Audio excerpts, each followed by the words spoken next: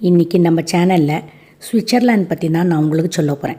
ஐரோப்பிய நாடான சுவிட்சர்லாந்தில் ஞாயிறு அப்படிங்கிறது ரொம்ப புனித நாளாக கடைபிடிக்கப்படுகிறது. அன்றைக்கி என்ன பண்ணுவாங்களாம், துணி துவைக்க மாட்டாங்களாம், துணியை துவைச்சி வாசலில் உலர்த்த மாட்டாங்களாம், பக்கத்து வீட்டுக்காரர்களுக்கு இடையூறு ஏற்படுத்தும் வகையில் சத்தம் கூட போட மாட்டாங்களாம், அவ்வளோ காமாக இருப்பாங்களாம். ஐரோப்பாவில் 100 வயதை கடந்தவர்கள் ரொம்ப அதிகமாக காணப்படுகிறாங்க.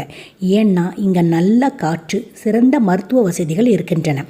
இங்குள்ளவர்கள் தான் அதிகமாக நோபல் பரிசு பெறுகின்றனர்.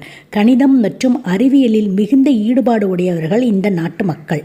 இங்கு வசிக்கும் 8.25% பேர் வெளிநாட்டு மக்கள். தரமான வாழ்வுக்கு உத்தரவாதம் தரும் நாடுகளில் இந்த நாடும் ஒன்று.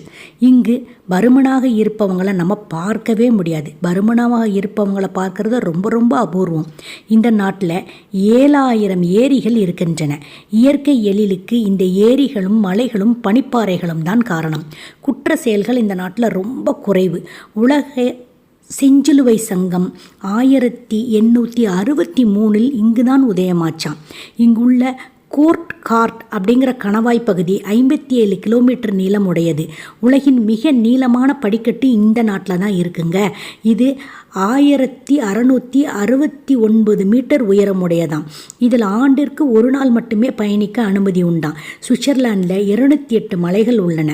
ஐரோப்பாவில் மிக உயர்ந்த சிகரங்களை உடைய நாடு இது.